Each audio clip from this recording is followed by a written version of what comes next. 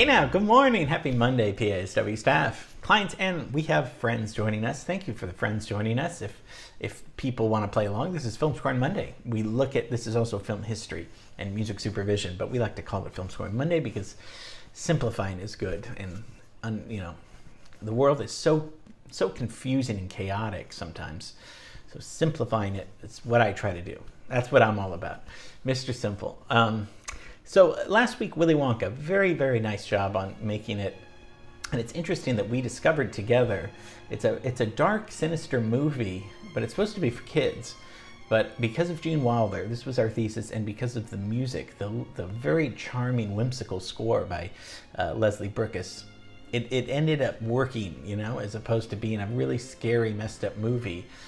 It's interesting to see some of the elements, because why do these movies work? Why are we still talking about some of these movies? What did they get right? And what did they not get right? Sometimes it's just based on luck. Sometimes it's all these things of good hard work, of people coming in saying, use this song instead of this song. We've seen how certain things work. Sometimes they don't work. So this is our week of German music, and we're going to look at Germany. It sounds a little bit scary, but we'll make it safe, because we're going to look at German composers this week, and we're going to look at a very famous German film, because we're grouping subjects together as opposed to random stuff each day. I want you to see the connection each day between these things. Last week we jumped around neighborhoods in LA. We looked at Koreatown and Chinatown, and see the immigration from San Francisco down to LA. In the 1880s, and how those, with 1880s with Chinatown, and then Koreans came. Koreatown, was kind of called that later, but that was the golden age of Hollywood in the 20s, 30s, and then Koreatown, got that name about in the 70s, so 1970s. And then what else? I mean, then we also looked at Pasadena, which also came around the 1870s, 1880s.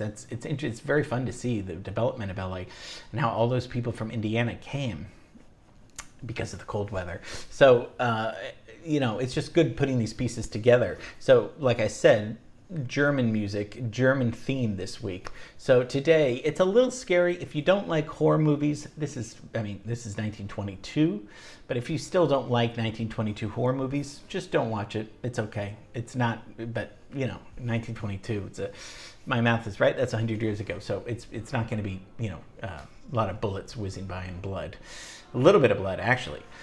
So having said all that, today, we're going to look at the 1922 classic German film, Nosferatu.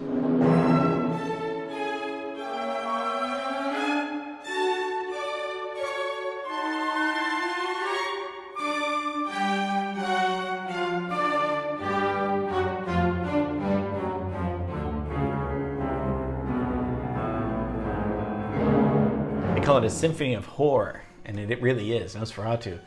Probably one of the biggest examples, maybe second, or of the silent German expressionism. What is German expressionism? In cinema, we know a little bit about that because we've talked a lot about film noir in the 40s and 50s. Remember, Hollywood loved film noir. Well,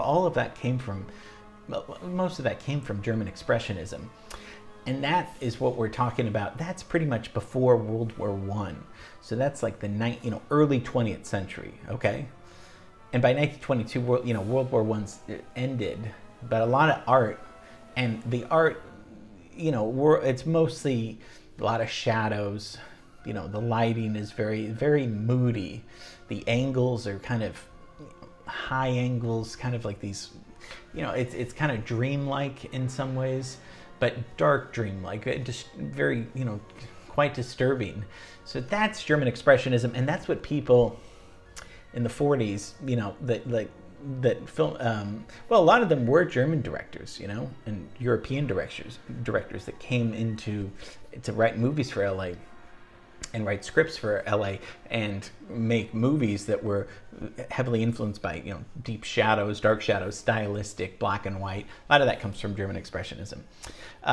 And mostly the master we're talking about is F.W. Murnau. Murnau is the director of this movie. And this very famous. You've probably seen certain, there's been a lot of remakes and knockoffs, but Max Schreck is the main guy. And this is kind of the unofficial adaptation, because they got legal problems here, because there was a lawsuit, but of Bram Stoker's Dracula. He's not Dracula, but that novel, Bram Stoker, very famous track, 1897. So this movie comes out about 20 years after that. So it's kind of a new, it's kind of new. But Murnau, one of the icons. I mean, I don't particularly love and know that much about the silent film era. It's good for our purposes because I don't need to take out the dialogue, because there is no dialogue.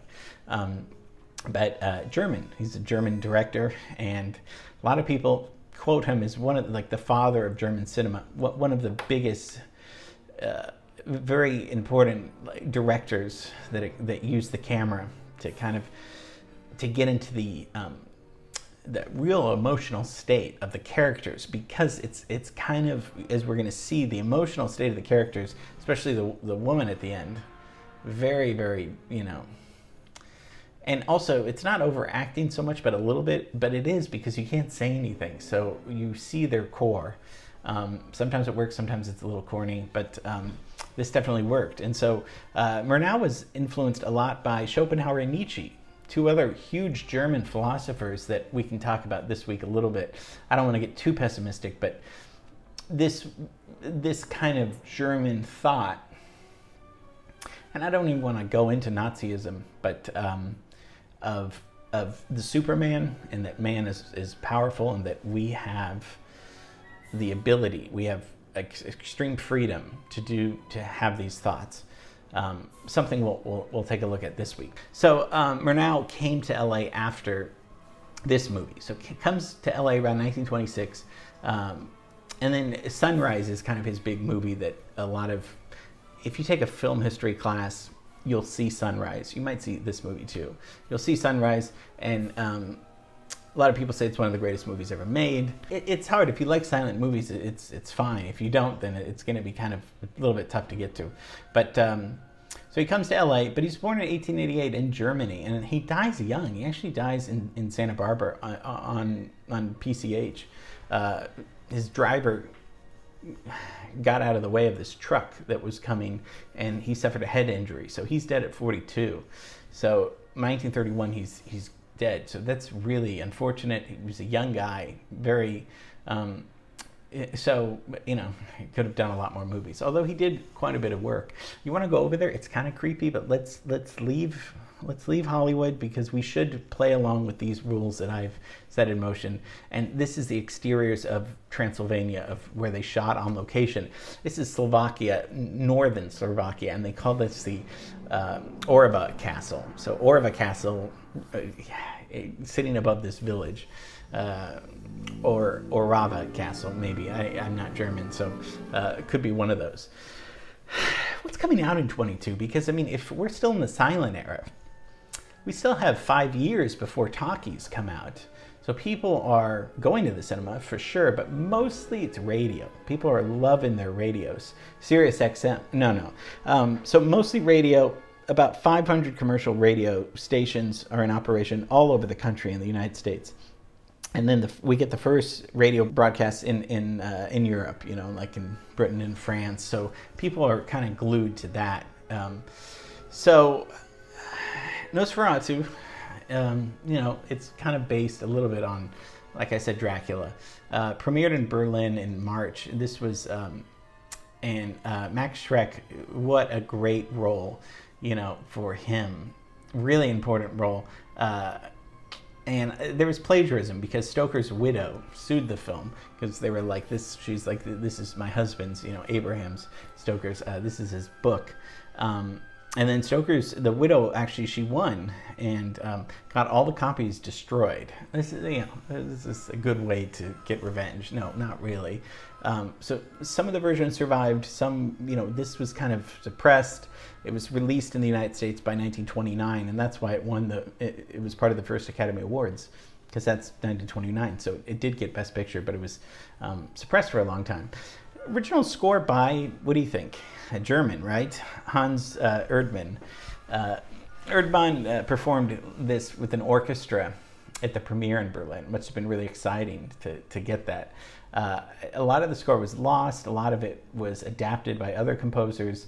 And then, throughout, a lot of other composers have taken, the opportunity to rescore this. But what we'll hear, I think, has some Hans Erdmann of his original score. So, let's take a look at the scene. I mean, it's a little bit scary. This is toward the end. The Orlok is, Nosferatu. He comes in and he wants to drink her, the star's blood. And this is good. He scares her, he terrifies her. And we'll see afterwards that as soon as the sun comes up and rises, that Orlok vanishes. But that's after, drinking her blood. So, of course, she doesn't die. She lives long enough, to get back with her husband.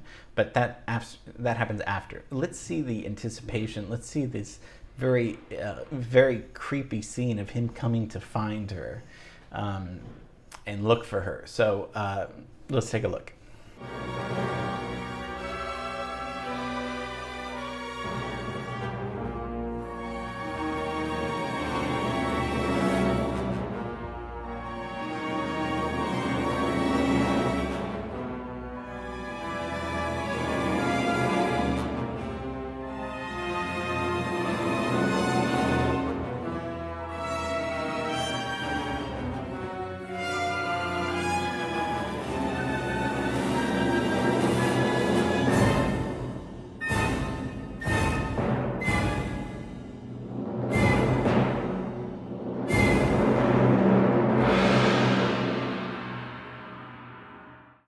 Pretty intense. What is it? The music is loud, right? It's very loud, very heavily orchestrated. This could sound like almost Mahler. Mahler could have maybe written some of this. German composers definitely, take this side. The big thing I hear and see is drama. It's very dramatic music. It's very, not over the top, but a little bit dramatic. It's very dramatic. It's got to be, because she's, and there's that hit point. We've talked about hit points with Batman and other things, and I won't make you do that for this. We don't have to do that every time. I just wanted you to know about it. But that hit point with the cymbal crash, right? With her, when he grabs her heart, and she's just like that. Very dramatic. But let's see what it looks like just without any music and see what you think.